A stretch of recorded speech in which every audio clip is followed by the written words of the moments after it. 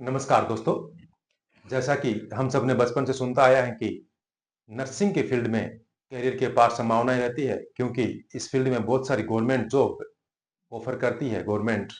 और बहुत सारे सेंट्रल इंस्टीट्यूट हैं जो हर बार वैकेंसी निकालते रहते हैं साल में बार बार, जैसे एम्स, पीजीआई, ईएसआईसी, निमहांस है, जिपमेर है।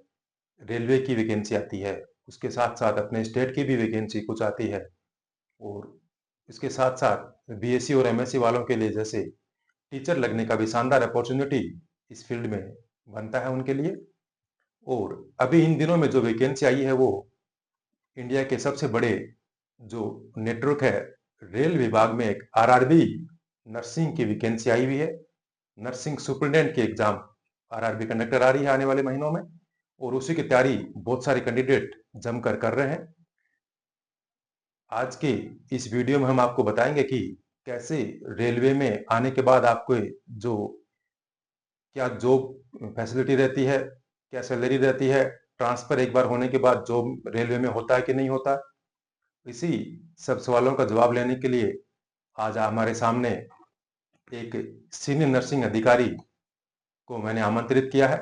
वो आपके सभी सवालों का जवाब देंगे कि रेलवे में क्या फैसिलिटीज मिलती है, सैलरी, पास फैसिलिटी, क्वार्टर, मेडिकल फैसिलिटी और एजुकेशन अलाउंस, क्या क्या अन्य सुविधाएं हैं, वो खुद अपने जुबानी आपके सामने रखेंगे। मैं आमंत्रित करूंगा सीनियर नर्सिंग अधिकारी मिस्टर संदीप केसरी को। वो आपके सामने अपने विचार रखेंगे। तो एक बार फिर स्वागत है दोस्तों आपको। मैं हूं Raghu Phagedia, senior nursing superintendent medical Adra में। आज मेरे साथ जो साथी हैं वो हैं nursing superintendent mister Sandeep Kesari. आपको रेलवे में क्या क्या सुविधाएं मिलती हैं उनके बारे में जानकारी देंगे। स्वागत करता हूं मैं मिस्टर संदीप केसरी का आज के इस वीडियो में। तो स्वागत है सर आपका। अपना इंट्रोडक्शन से शुरुआत कीजिए आज के इस वीडियो की। जी, मैं Sandeep Kumar Kesari, senior nursing superintendent, मंडल railway hospital, Adra, Purulia, West Bengal. अब मेरा पहला क्वेश्चन आपसे ये रहेगा कि जी, रेलवे में जॉब लगने के बाद हर बंदे के मन में यही रहता है कि क्या उसे ट्रेन में जॉब करना पड़ेगा या कोई हॉस्पिटल उसके लिए सेटअप रहता है। तो आप क्या अभी फिलहाल हॉस्पिटल में जॉब कर रहे हैं या फिर किसी ट्रेन में चलते फिरते। नहीं वो देखिए, किसी भी जो ऑर्गेनाइजेशन है, जी। जैसे रेलवे है या फिर कोई भी पीएसयू आप ले लेंगे, तो ऐसा थोड़ी थोड़ी है कि अगर कोई पावर पॉइंट का अगर कोई है या सीसीएल का कोई हॉस्पिटल है या कोल इंडिया का कोई हॉस्पिटल है, तो उसमें हमको खदान में जाकर ड्यूटी करना है, ऐसा कुछ भी नहीं है। जी। रेलवे का है, तो उसका प्रॉपर वो जो रेलवे जो अपने एम्प्लॉइज को, उसके डिपेंडेंट को और जो पेंशनर हैं जी। उनको जो स्वास्थ्य सुविधाएं मिलती हैं, उनके लिए हॉस्पिटल का सेटअप रहता है। जी। जहां तक पैसेंजर का सवाल है, तो पैसेंजर के लिए कुछ होते हैं जो कि वो एक लिमिट भर होते हैं। जैसे कि कोई ट्रेन में कोई यात्रा कर रहा है और उस समय अगर बीमार पड़ गया, तो उस समय हम ओपीडी बेसिस पे उन लोग को हम सेवाएं देते हैं। तो ये कहना जैसे गलत कोई है। ट्रेन एक्सीडेंट हो गया। हाँ, वो हाँ। अगर कहीं कोई कैजुअलिटी हो गई कहीं पे। कैजुअलिटी हो गई, हाँ। इंजरी हो गया, तो उस केस में भी जी। हम लोग वहाँ असिस्ट करते हैं। हम्म। लेकिन ये कि नहीं हम लोग 24 घंटे ट्रेन में ही ड्यूटी करते हैं, ये बिल्कुल बिल्कुल बिल्कुल बिल्कुल। गलत है। तो लोगों का ये भ्रांति शायद दूर हो गया होगा। अब अगला क्वेश्चन मेरा आपसे ये रहेगा कि जो सबका इंटरेस्टेड क्वेश्चन रहता है कि सैलरी क्या मिलती है आपको, अगर अभी आपकी अगर आप सैलरी बताना चाहें तो वो क्या होगी लगभग अंदाज से। अभी ग्रोस मेरा 1 लाख से पार है। 1 लाख के ऊपर लगभग आपका हाँ सैलरी अभी हाँ, चल वो रहा है। बात देखिए, जो सेंटर का जो है 7 सीपीसी का, हम्म। वो सबको मिलती है, चाहे वो मतलब। अगर कोई बंदा आज के दिन में ज्वाइन करता है रेलवे को पहली बार, उसके हाथ में क्या सैलरी आने वाली है। तो वो जो हमारा ग्रेड पे है ना, वो हम लोग का जो 7 सीपीसी का जो है, उसमें 44,900 से हम लोग का स्टार्टिंग है, जो लेवल 7 में आता है हमारा। जी। उसके बाद हमारा टीए जुड़ता है, डीए जुड़ता है, तो उसमें जो है आपका 53% जो कि लगभग 25,000 के आसपास वो बनता है। बेसिक अभी बेसिक लगभग 44,900 900 कुछ प्लस शुरू होता है हाँ, उससे। प्लस 50 उसका डीए जोड़ लीजिए, जी। 53%। हम्म। उसके बाद अलावेंसेस हैं, उसके बाद nursing allowance, dress nursing allowance allowance है, टोटल मिला ड्रेस के अलाउंस लगभग। है। और अगर आप क्वार्टर फैसिलिटी नहीं लेते हैं, जहाँ पर आप ड्यूटी करते हैं वहाँ पर आपको क्वार्टर नहीं मिला है, तो उसमें एचआरए भी जी। बहुत मिलता है। हाँ। तो ये सब मिल करके आपको अच्छा खासा अमाउंट हो जाता है। तो तो जो बंदा अगर अच्छे सिटी, बड़े सिटी में जॉब हाँ करता है तो हाँ उसको एचआरए भी मिलता है अच्छा खासा। हाँ हाँ तो वो उसकी लगभग पहली सैलरी भी यहाँ पे 1 लाख के आसपास हो सकती है, ग्रोस सैलरी। हाँ वो बढ़ जाती है ना, वो जी तो उसका स्लैब जो है ना वो आपका टायर पर डिपेंड करता है, जी tier one tier two city के अनुसार उसका एचआरए वेरी जी करता है। जी। तो तो अच्छा खासा सैलरी, आप जो भी इस फील्ड में आना चाहते हैं वो बहुत अच्छा है, इसका वर्क प्रोफाइल भी काफी अच्छा है, और मतलब सभी को जो भी इंटरेस्टेड है वो बहुत बहुत स्वागत है उनका, आना चाहिए उनको। तो अगला ये रहेगा कि आपके कि बहुत सारे लोगों के इंटरेस्टेड रहते हैं कि रेल में कि आगे तो हमारा, हम तो रेल में जहाँ चाहे वहां से चढ़ गए और जहाँ चाहे वहां उतर गए, रेल में हमारे लिए फ्री रहता सब कुछ। तो पास फैसिलिटी क्या रहती है रेल में, ये आप थोड़ा बताइए सर। रेल का जो पास फैसिलिटी है ना, वो एम्प्लॉय के लिए है, और वो मतलब पे स्केल के हिसाब से भी डिसाइड होता है। तो हमारा जो कि लेवल लेवल 7 रहता है ना, तो उसमें जो होता है जब आप ज्वाइन करते हैं उसमें आपको साल में एक पास, एक सेट मतलब जाने का और आने का, उसको एक सेट हम लोग कहते हैं, तो वो रहता है, और उसमें 3 पीटीओ रहते हैं। जी। उसके बाद जब आप जिस प्रकार से आपकी सीनियरिटी बढ़ते जाती है तो आपका कितना पास होता है ना, 5 साल पांच के साल के बाद हमको शायद वो तीन तीन तीन सेट पास तीन के सेट मिलते हैं पास और मिलते वो हैं, और पीटीओ 4 सेट हो जाते 4 हैं। सेट पीटीओ के तो मिलते रहते हैं। अब वो पास होता है प्रिविलेज पास, और पीटीओ होता है प्रिविलेज क्या बोलते हैं उसको। पीटीओ रहता है वो। हाँ तो उसमें उसमें 1/3 किराया लगता है उसमें शायद। 1/3 जो भी आपका ट्रेन का चार्ज है, हम्म मतलब जो हम्म अमला का भाड़ा है, उसका 1/3 उसमें वो रहता है। इसमें जो है आपकी आपको प्लस आपकी फैमिली को सुविधा मिलती है जाने फैमिली का, में जो भी डिपेंडेंट है डिपेंडेंट जो वो भी है सबका मिलता है उसमें पास ना। मिलता है। हाँ, और इसमें जो है आपका राजधानी का भी है और वंदे भारत का है, लेकिन उसमें लिमिटेड है, ऐसा नहीं राजधानी कि वंदे भारत जैसी ट्रेन हम्म, इसमें कवर होती है, उसमें कवर भी होती है। आप हाँ, उसमें सफर जो कर सकते हैं नया पास के थ्रू। सर्कुलेशन जो आया है वंदे भारत के लिए भी हम हम्म। लोग का मिला है, बीच में जी नहीं था, तो जब जी वंदे भारत जो स्टार्ट हुआ तो अभी जो है नया गाइडलाइंस के अनुसार उसमें भी हम लोग की एलिजिबिलिटी है। जी। अब आगे है बताइए कि जो खुद का और फैमिली मेंबर्स का ट्रीटमेंट रेलवे किस तरीके से करवाती है, मेडिकल हाँ फैसिलिटी क्या बोलेंगे हाँ रेल की तरफ से। हाँ, मेडिकल फैसिलिटी सभी एम्प्लॉय और उसके डिपेंडेंट को मिलती है, और ये मेडिकल की सुविधाएं वो आपको ट्रीटमेंट तो सभी को बराबर मिलेंगे।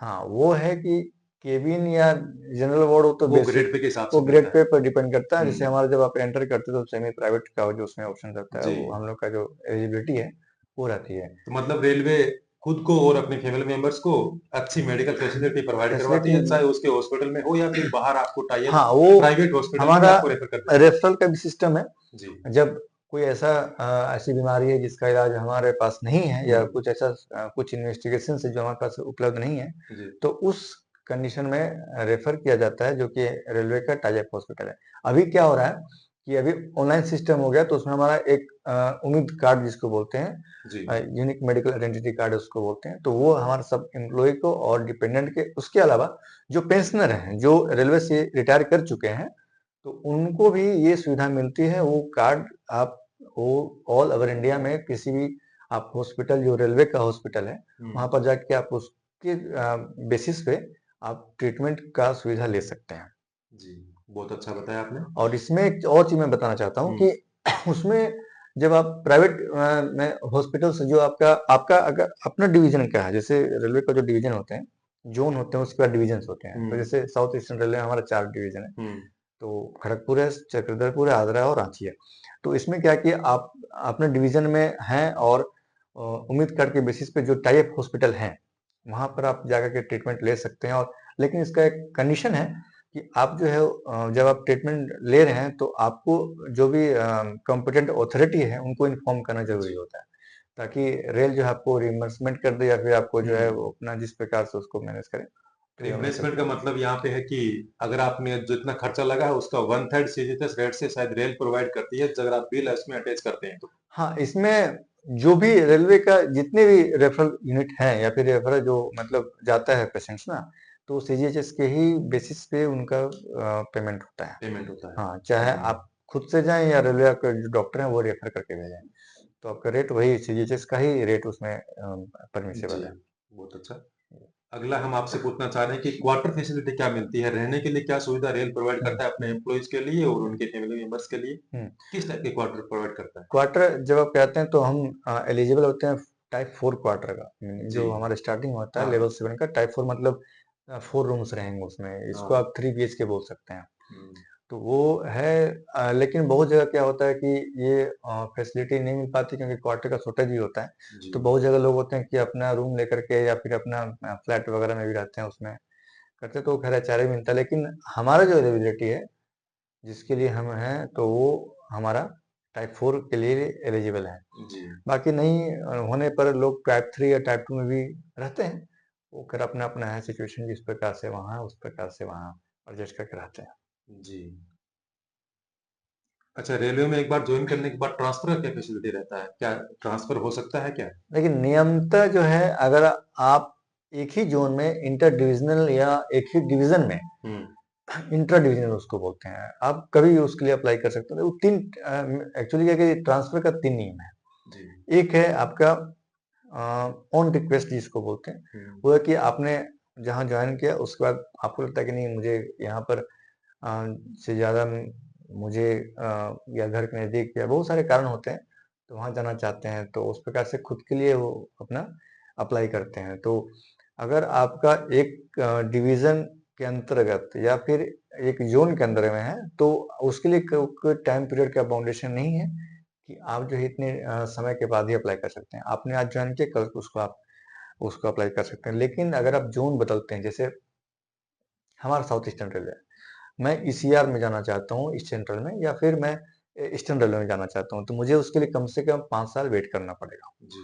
वो जो नियम है, गाइडलाइंस है, वो कहता है कि आपको पहले जहाँ पर आप हैं पोस्टिंग, वहाँ पर आपको 5 साल वर्क करना पड़ेगा, उसके बाद ही आप जो है ट्रांसफर के लिए अप्लाई कर सकते हैं। जी। एक और टाइप का होता है ट्रांसफर, उसको म्यूचुअल ट्रांसफर बोलते हैं। म्यूचुअल उसमें, ट्रांसफर। हाँ जी, उसमें क्या होता है कि कोई आपके किसी के थ्रू जान पहचान है, या फिर कोई आजकल तो सोशल मीडिया के थ्रू भी पता चल जाता है, फेसबुक वगैरह के माध्यम से। तो उसमें क्या कि जो दोनों लोग मिलते हैं, अपना अपना म्यूचुअल देखते हैं कि नहीं, मेरे लिए वो ज़्यादा बेहतर है या घर के नज़दीक है, जो भी कारण है, दोनों अपने सुविधा के अनुसार जो होता है उसमें म्यूचुअल ट्रांसफर अप्लाई कर देते हैं, तो वो सबसे जल्दी होता है।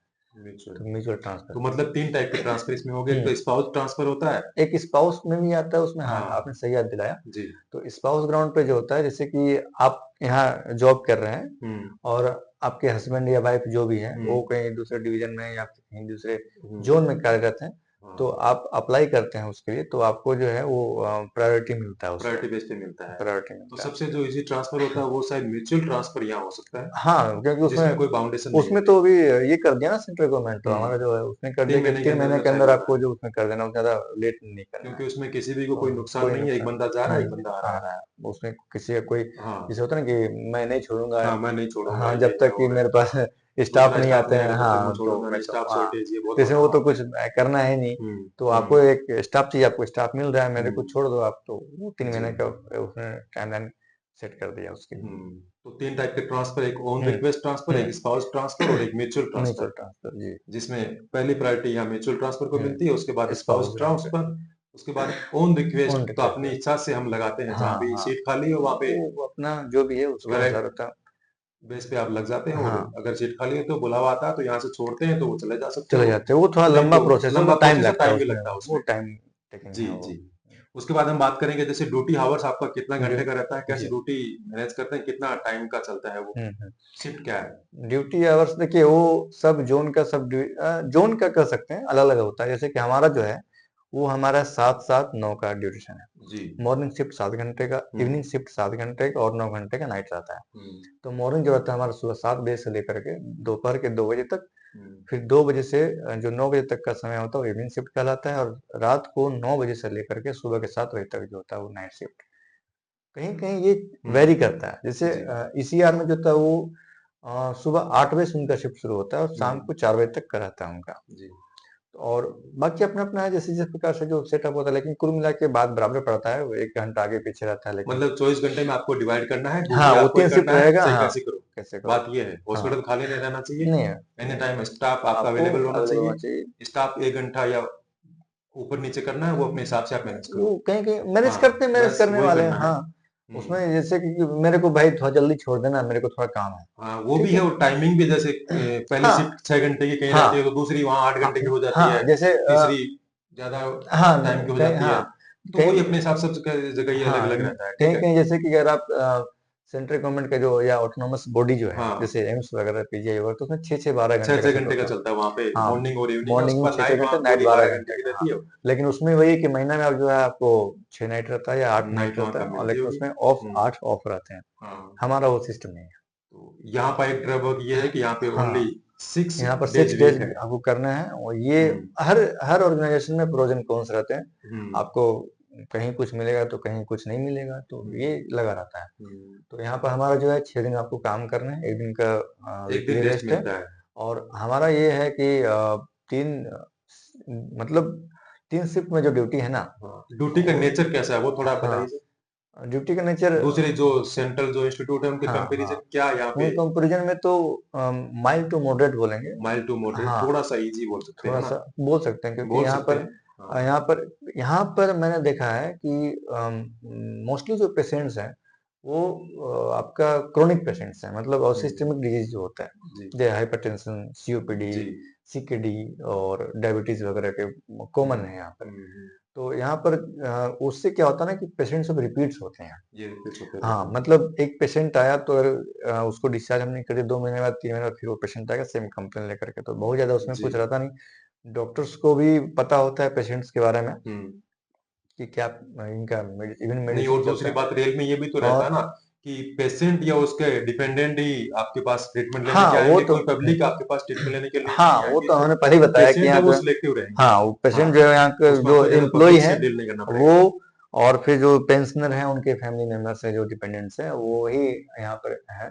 जी। हाँ, कुछ आउटसाइडर के भी आते हैं केसेस, लेकिन वो चार्जेबल होता है। जी। और वो चार्जेबल होता तो यहाँ पर तो उतना नहीं आता, क्योंकि यहाँ पर और सब जगहों पर भी देखा जाए तो रेलवे हॉस्पिटल लोग कम ही प्रेफर करते हैं। प्राइवेट हॉस्पिटल इतने ज़्यादा हैं, या फिर टर्सरी लेवल के जो हॉस्पिटल्स हैं, तो इसी वजह से रेलवे के भी जो होता है वो केवल एम्प्लॉई और वो जो पेंशनर और उनके डिपेंडेंट है वही लोग यहाँ पे ठीक। अपना ट्रीटमेंट लेते हैं। तो नेक्स्ट क्वेश्चन रहेगा सर कि चाइल्ड एजुकेशन अलाउंस रेलवे किस तरह से अपने बच्चों को पढ़ाने के लिए पैसे वहन करती है, हाँ, क्या सुविधा देती है रेल। अब जब आप रेल के एम्प्लॉई हैं तो आपको तो सुविधा दे रही है, तो आपके बच्चों को तो मिलना चाहिए। बच्चे को भी मिलना हाँ, चाहिए। और बिल्कुल ये देती है सरकार। देती है। तो इसमें जो है चाइल्ड एजुकेशन के लिए जो है हमारा जगह जो वहाँ जहाँ भी मुझे लगता है कि जहाँ भी रेलवे हॉस्पिटल है वहाँ पे केंद्रीय विद्यालय भी रहते हैं। जी। इसके अलावा प्राइवेट में जो करते हैं बच्चे जो एजुकेशन लेते हैं उनको भी है। और ये 30,000 33,750 अभी 33,700 जो अभी जो चल रहा नया है। ये हुआ है, पहले हम्म। 30,000 था, अभी हम्म। 33,750 का जो आया है हम्म। वो है। अगर आप नर्सरी एडमिशन से 12th के बीच पढ़ाई कर रहे हैं तो तो आपको आपको पर ईयर 33,750 किसी 50 भी का प्राइवेट इंस्टीट्यूट में अगर आप रह के कर रहे हैं, एडमिशन लेके हाँ, पढ़ाई कर रहे हैं तो। तो उसमें आपको हाँ। मिलेंगे। हाँ, वो वो आपको आपको रेल देगी, रिइंबर्समेंट चाहे होती है। आपका फीस चाहे वहां पे कितना ही लग रहा हो। ठीक है। तो आपको मतलब सर्टिफिकेट, मतलब सर्टिफिकेट उसके देना पड़ेगा दिखाना उसके लिए पड़ेगा, कि हाँ हाँ, मेरा ये बच्चा रेल में पढ़ाई कर रहा हाँ, है, ऐसा नहीं तो है। क्योंकि वो इसको हम लोग बोलते हैं हम्म। क्या उसको बोलते हैं, वो सर्टिफिकेट होता है जो हम लोग जमा करते हैं मार्च में चाइल्ड एजुकेशन अलाउंस के लिए। चाइल्ड एजुकेशन अलाउंस के लिए वो फॉर्म हाँ, जमा किया जाता है। हाँ, प्रोफेशनल कोर्स जैसे डॉक्टर इंजीनियर नर्स उसके लिए भी रेल हाँ, वो उसके लिए पेमेंट भी देती देती है, है। सुविधा है उसमें। हम्म। और अच्छा, इसके अलावा हॉस्टल सब्सिडी भी देती है रेल, अगर हाँ, आपका ये बच्चा भी है। हॉस्टल में रह के हाँ, पढ़ाई 2 कर रहा है बच्चों तो। तक का जो होता है ना, जी। उसमें मिलता है। जी। तो उसमें क्या है कि हमारा 1,11,000 का एक बच्चे का जो चाइल्ड जी। जी। ये आपका हॉस्टल फैसिलिटी है। जी। तो इस प्रकार से अगर 2 बच्चे आपके हैं तो 2 बच्चों के लिए 2 लाख के आसपास 1,11,000 आपको हर गुना साल 2 कर हॉस्टल देंगे के तो मिल जाएंगे। 2,22,000 के आसपास जो है हम्म। आपको उसमें हॉस्टल का अलाउंस आपको मिलता है। जी। तो काफ़ी अच्छी फैसिलिटी है। काफी और अच्छी फैसिलिटी है, हुँ, आपके बच्चों का भी भार वहन हुँ, करती है भाग-दौड़ रेलवे। करती है। और मुझे लगता है कि काफ़ी अच्छा इसका सेटअप भी है। सेटअप भी अच्छा है, और काफी बड़ा रूल्स भी नेटवर्क है अच्छे रेल हैं, का। और रेलवे का तो खैर इसमें किसी को कोई दो मत नहीं है हम्म। कि सबसे बड़ा नेटवर्क है, सबसे सबसे बड़ा बड़ा नेटवर्क है, ऑर्गेनाइजेशन है। और इसमें सबसे देखिए एम्प्लॉय काम करते हैं, सबसे ज्यादा एम्प्लॉय काम और करते हैं, बहुत सारे डिपार्टमेंट है इसमें। डिपार्टमेंट हैं, वही मतलब तो। उसमें हमारा क्या कि हमारा डिपार्टमेंट थोड़ा-सा फ्रंट लेवल पे नहीं आ पाता, क्योंकि हम्म। ये मेन काम मेडिकल का नहीं है ना, वो तो हम्म। रेल से मेन काम तो चलाते हैं। ट्रेन चलाना है रेल का, वो मेडिकल तो उसकी मेडिकल तो एसेसरीज। हाँ, वो है कि हम्म। सपोर्ट के लिए है कि कहीं सपोर्ट के कोई लिए। एम्प्लॉयी या उसके डिपेंडेंट को या हम्म। पेंशनर को कुछ स्वास्थ्य सुविधा का जो है वो ख्याल रखना है, इसीलिए जी, हमारा को वहाँ पर ज़रूरत पड़ता है। जी, बहुत ही अच्छा बता रहे हैं आप। ये ट्रैवलिंग अलाउंस जो टीए मिलता है हुँ, रेलवे में कर्मचारियों को, वो किस तरह से कुछ मिलता है, बता पाएँगे आप? ट्रैवलिंग अलाउंस जो है वो आपका ड्यूटी के लिए जो होता है ना हमारा, कि जी, जैसे हम मैं जैसे क्या है कि अम, मंडल रेलवे हॉस्पिटल आगरा में मैं अभी पोस्टिंग है मेरी, जी। ठीक है?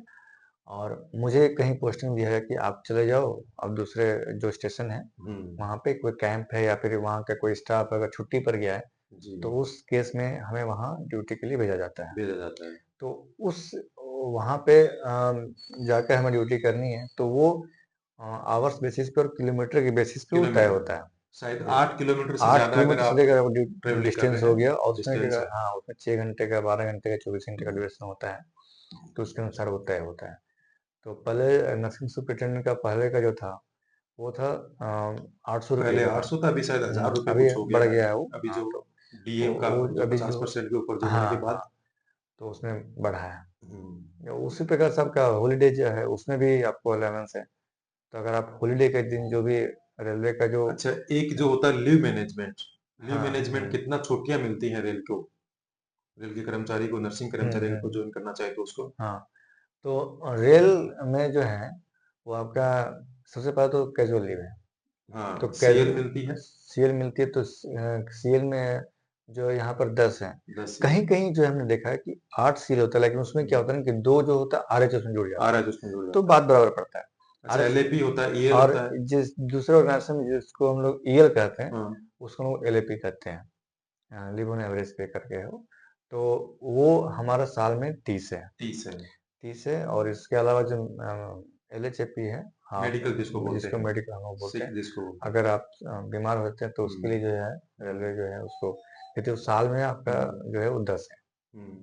और इसके अलावा चाइल्ड आपका इसके जो है अलावा अगर आप सीनियर नर्सिंग सुपरडेंट 4800 ग्रेड के तक है तो आपको शायद छुट्टी के दिन अगर ड्यूटी आप करेंगे तो आपको कुछ पैसा रेल हाँ, पे करती वो है। हाँ, उसको जो है हुँ, हाँ, हॉलिडे जो होता है ना उसमें, हुँ।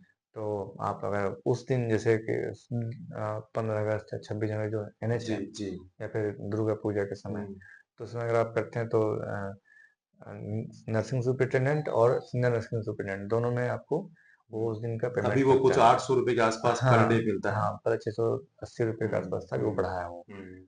और फिर पैटर्निटी लीव है, मैटरनिटी लीव है, हाँ, वो भी उसके मिलती बाद है। हाँ, उसका फिर चाइल्ड केयर हुँ। लीव है, तो वो पैटर्निटी लीव मिलती है 15 दिन की, हाँ, उसका है एक बच्चे पे। कि बच्चे पे है, मतलब अप टू हुँ, 2 चाइल्ड है। हुँ। और उसके बाद जो है मैटरनिटी लीव जो फीमेल्स विदिन है 6 मंथ आपको लेना है। हाँ, बच्चे आपके अगर हुए हैं तो 6 महीने के अंदर आपको उसके जी, लिए अप्लाई करना पड़ेगा। हाँ, ये फादर के लिए और ये जो मदर फादर के के लिए जो है मदर के उसके लिए लिए मैटरनिटी लीव है, वो तो 6 महीने का मैटरनिटी लीव रहता है। 6 महीने का, उसके बाद सॉरी सीसीएल भी मिलती है, हाँ, चाइल्ड केयर लीव का 2 भी साल का लिए चाइल्ड केयर लीव रहता है। मिलता वो है। आपको बच्चों का 18 साल तक की उम्र में आप 18 उसको साल ले तक अब सकते हैं। आप टुकड़ों में वो हर ले साल सकते ले हैं। सकते हैं, हुँ, जैसा चाहें। हाँ। एक जो लास्ट क्वेश्चन वो आपसे हम पूछना चाह रहे हैं जी। कि एआरएमई बोल के कुछ होता है मेडिकल में, जिसको हुँ, एक्सीडेंटल हुँ, रिलीफ मैनेजमेंट बोलते हैं, हुँ, हुँ। तो वो क्या है? वो बताइए वो थोड़ा। अखबार में आज के आपने देखा होगा कि आज कोई यहाँ ट्रेन एक्सीडेंट हो गया। हाँ, कोई एक्सीडेंट किसी का कोई भी पहिया कैजुअल्टी हो हाँ, गई। कोई भी कैजुअल्टी हो गई, तो जब मेजर एक्सीडेंट या माइनर एक्सीडेंट भी जब होता है ना, जी।